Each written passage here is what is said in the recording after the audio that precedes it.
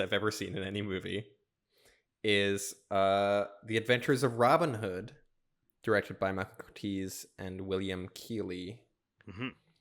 Another Curtiz picture. This is sort of like a spiritual sequel, I guess, to Captain Blood. It's like a lot of the same cast, similar Got a lot kind of blood energy, swashbuckling adventure picture. But in Technicolor this time. Yes, and this is beautiful Technicolor. This is like the most Technicolory movie that ever Technicolored. It is like so bright and vivid and colorful.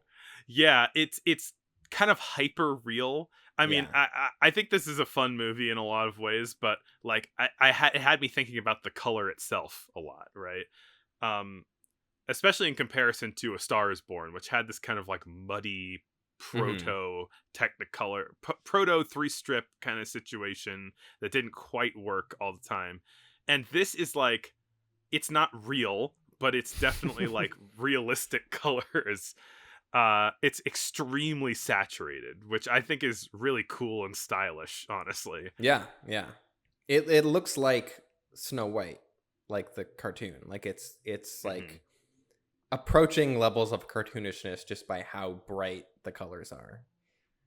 Yeah, I mean, honestly, the colors are brighter than in Snow White. Probably, it is an extremely bright movie. And it's you can tell that it's designed to look that like every costume is like bright green, bright red, bright yellow. Like it's every single color is. There are no like subtle colors in the costumes or the sets or anything. Like everything is clearly designed to be as bright as possible. Yeah, and like I mean, which honestly, go off, right? Like.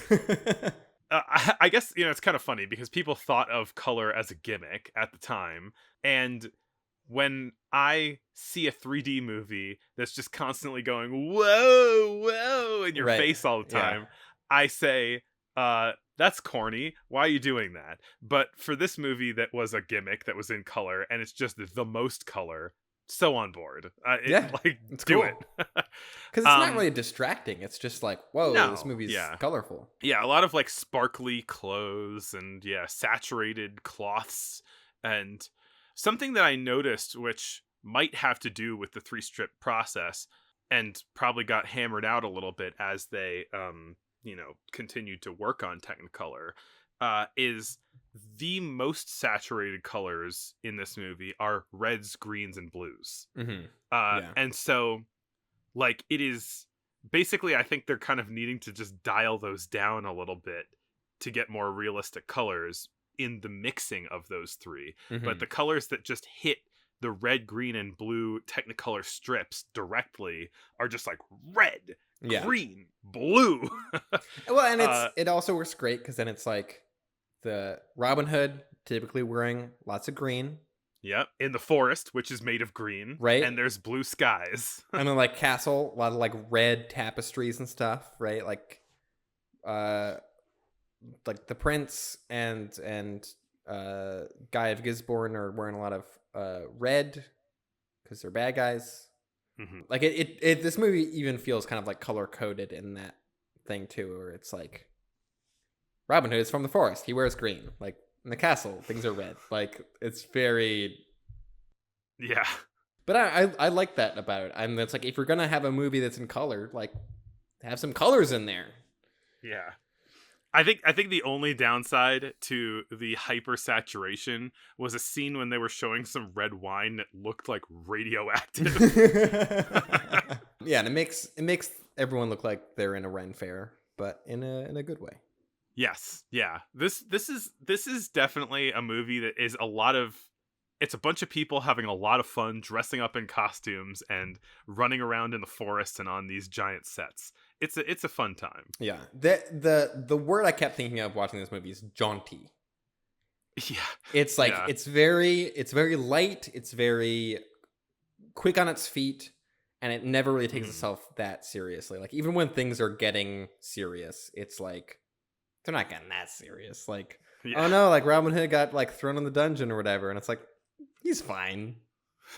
Like it's the stakes never get so high as that you're like actually worried about the outcome, I feel like. Yeah, and it's just like the way that he plays stuff too, like as Robin Hood. Like in Captain Blood, he's okay.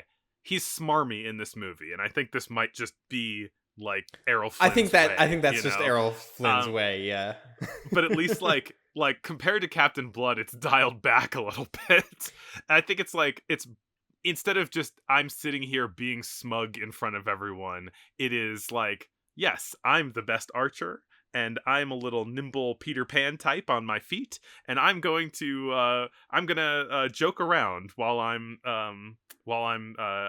besting you in single combat. Right. I mean, Robin Hood's kind of whole thing is that he's kind of an asshole, right? Like he's playing tricks on people. He's stealing stuff. He's being a little stinker. I'm glad you can say that from knowledge, because as I started watching this, I realized that most of my Robin Hood knowledge comes from the Disney movie. Well, I mean, even like the Disney movie, I feel like is pulling a lot from this movie. For sure. Yeah.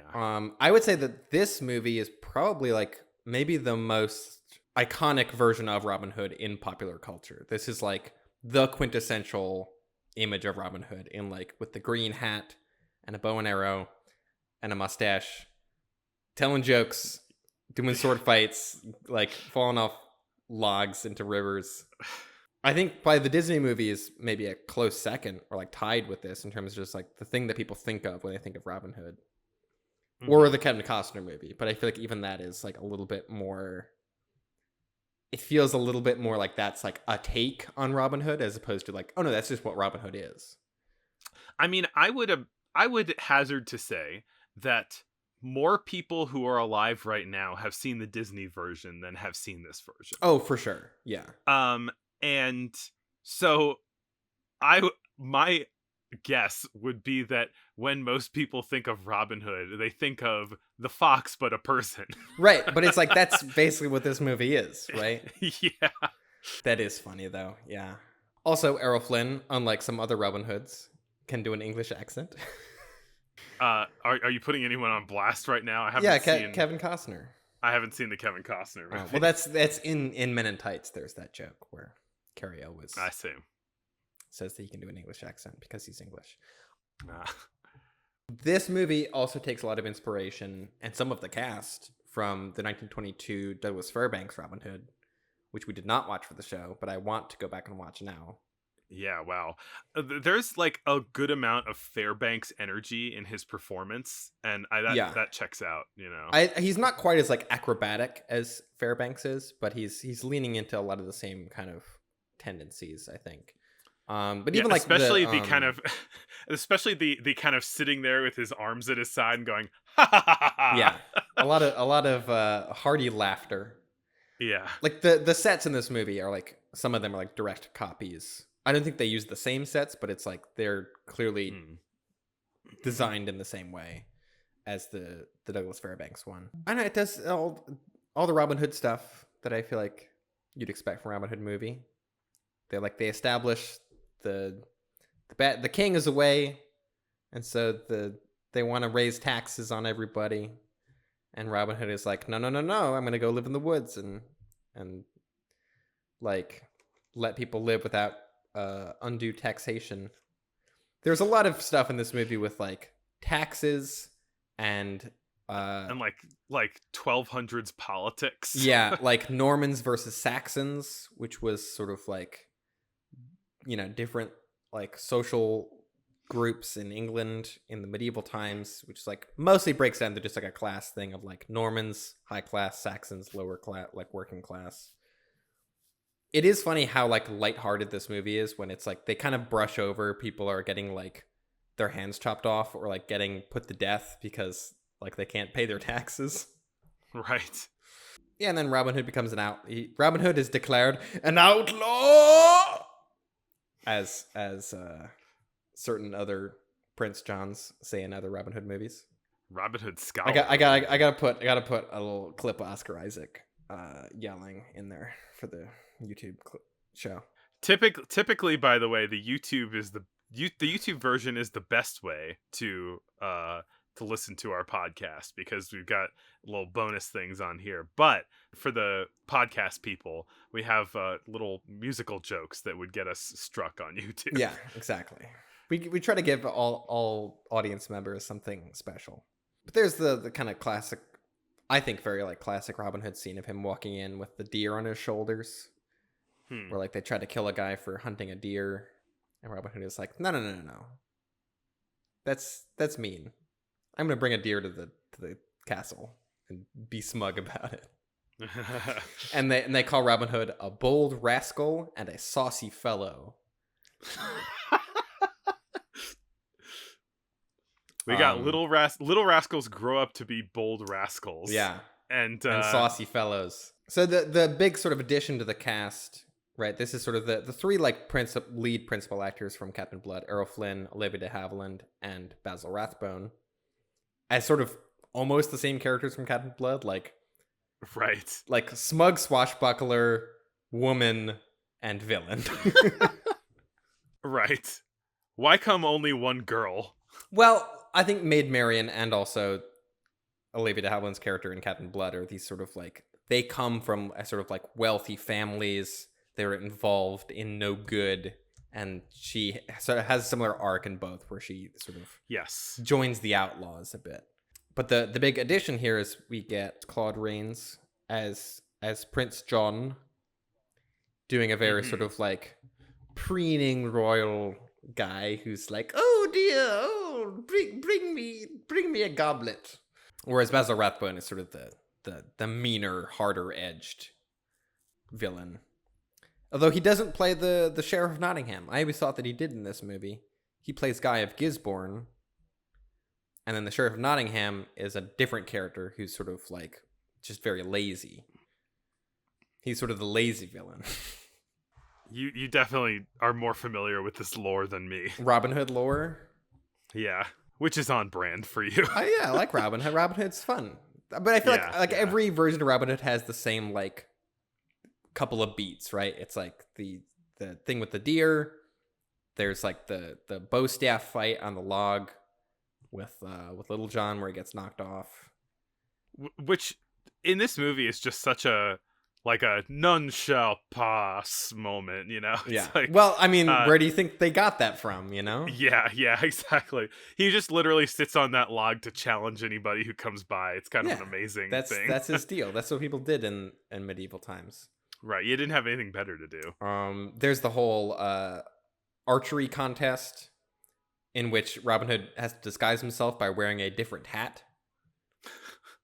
And it's like, oh, don't worry, no one will recognize me. I'll wear a different hat. Robin Hood's the green guy. That guy's not green. Yeah, that guy's wearing like brown earth tones. Like, that can't be him. Look at his hat. This is a Technicolor movie. Yeah. That scene also is probably the most famous shot from this movie. The most famous thing from this movie is just the shot of the arrow being split. Yeah. In that archery contest. And yes, it's very cool. Yeah. Robin Hood kidnaps like Guy of Gisborne and Maid Marian and brings them out to his hideout in Sherwood Forest to show off, basically. It's like, hey, we kidnapped you. Why don't you come to the woods and party with us? Which I know you I feel like you have less patience for Errol Flynn's like smarminess than I do. I was fine with it in this movie. I think the point in this movie that I was the most like, oh god, come on with this dude, is in that scene when he like takes Maid Marian to show her how he's like feeding all of the people that were like driven out of Nottingham or whatever. And he's going around, it's like, I just care so much, you know? And it's like, come on. He's like trying so hard to come across like, I also just, I just really care about my community, I guess, like whatever. And Maid Marian is like, oh, you're so good. In addition to being such a smarmy, a heartthrob, a smarmy heartthrob, smarmy heartthrob, classic Robin Hood type. But yeah, so then they arrest Robin Hood at the archery contest. and they're like listing off all his crimes. And another point where I was like, this guy's leaning into it a little too much is when they're listing all of his crimes, and he's like, oh, I think you forgot a crime. You forgot that I guess living my country is a crime now too under Prince John, I guess. And then he breaks out, and there's a big assault on the castle, and sword fights and stunts happen, and it's very fun. Fun fights. And then the king comes back, and he's disguised, and he's trying to get everyone to like talk shit about him while he's disguised. He's like, hey, what do you think about that king, huh? And everyone's like, I don't know, I'm not so sure about him. Or everyone's like, oh yeah, king, he's great, I guess. And then Robin Hood is one of the few people who's like, king's pretty good, but I have some thoughts on the king. And the king is like, oh, he's honest, he speaks his mind, he's respectable. He's a scoundrel, but you gotta love him. Yeah.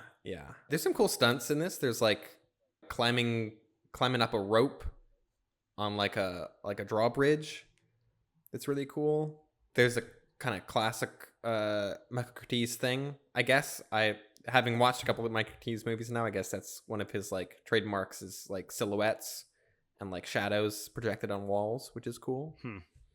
There's the big sword fight between Robin Hood and Guy of Gisborne that is I think a very cool, fun sword fight that is referenced very directly in the movie The Rocketeer when the sort of Errol Flynn-esque character is shooting a movie. And it's like the set looks the same. It's like even the dialogue, I think, is like almost the same. Yeah, it's been a long time since I've watched The Rocketeer, but I felt like I knew that castle set because I've seen The Rocketeer. Right. Like something felt familiar about it to me from another movie. The spiral staircase with no handrail. But is that mandatory in spiral staircases? I don't know. It's just like you could easily fall off that thing, and people do. But it's olden times. People die. It is olden times. People did die all the time. Castles always need a good spiral staircase because it's hard to sword fight on them. Because if you're on the top of the stairs, you can sword fight more easily than if you're at the bottom of the stairs. It's a whole castle thing that I learned. Yeah, this is very, very much castle trivia from, I don't know if this is literally the case, but the kid who owned that Playmobil set, Yeah, or had the cross-section book, the castle cross-section book. Yeah, the DK book, yeah. The best. Shout out to the DK castle cross-section book. Honestly, I go nuts for a cross-section. Yeah. Always have, always will. Una O'Connor is in this. Bringing her trademark. That is her. Oh, that's right. Her trademark screechiness. She's a lot less abrasive than she is in Bride of Frankenstein. Or probably Invisible Man also, but sort of a fun recurring. Just I don't know. It's fun to see actors recurring, I guess. Yeah. I was trying to figure out because Michael Curtiz is credited along with William Keighley as director. And the impression I got, I couldn't find a lot of information about this, but it seems like William Keighley was initially the director and then got replaced either right before or like during production by Michael Curtiz, which is strange because it seems like this is such a like Curtiz production where it's like the cast that he knows, it's like a similar kind of movie that he's done before. Yeah. So I'm curious, like, what the story is there, and I couldn't really find a lot of good information on it. We'll have to get the Blu-ray. Yeah. Yeah, fun, cool Robin Hood movie. This is probably like the big 1938 movie, I feel like. Yeah, this or Bringing Up Baby, I would say. Yeah, definitely bodes well for the future of color in movies. We're gonna be seeing a lot more of that soon. Yeah, and like a cartoony color reality, right? Kind of something that I think The Wizard of Oz leans into as well.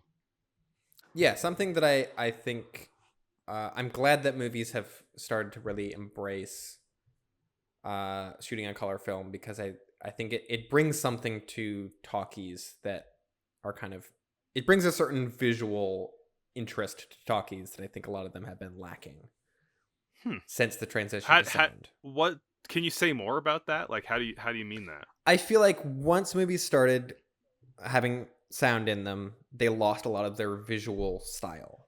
I feel like they started to be a lot more kind of like, all right, we're on a set. It's people talking. Like, and they became a lot more kind of like stagey. Right. They lost like experimentation. They lost any like a kind of sense of visual experimentation. I don't know. I think that like in the transition to talkies, to me, I expected the cinematography to get like way more boring, and it only got like a little more boring, you know? It's definitely coming out of it, and like movies are back to looking interesting. But the first like 1929, 1930, I feel like a lot of those. Oh yeah. A lot of those movies did not look great or were not interesting to watch. But I thought this was. Yeah. It's interesting. I mean, I feel like you know, colors. I would imagine that the purpose of going from the complete fabrication of reality that black and white is to color is like a sort of, you know, gesture toward verisimilitude, right? But like these early colors are undeniably fake in a way that feels stylistic and cool, you know? Yeah. But it's like kind of a weird thing to like make this move toward reality, but then like pivot toward fantasy again. I mean, I think that I feel like a thought that I keep having while watching any movie is like naturalism is kind of overrated. 100%. Or at least like it definitely has its place for sure. Like I don't have anything against naturalism, but I think there's so much emphasis put on making things like naturalistic and realistic, and it's like you're making a movie. Like I feel like there's a little more wiggle room than a lot of people tend to give themselves. And so I like when things get a little surreal. I like when things are a little bit heightened. Yeah. Maybe it's just because I've been watching a lot of David Lynch lately, but yeah, I feel like that's... I just watched Wild Things a couple days ago, which feels like a Twin Peaks movie. I guess it does have a bit of... It doesn't really have like the surrealism of David Lynch, but it has that kind of like goofiness, I guess. Especially of Twin Peaks. It's like it feels like the insane plots and like insane like hyper like soap opera things where it's like everything is the most dramatic thing. Yeah. I liked Wild Things a lot. I know this is not a fun movie. This is not a 1998 podcast, but I thought it was an incredibly fun movie. Do you have any other thoughts on The Adventures of Robin Hood? None. All right. Well,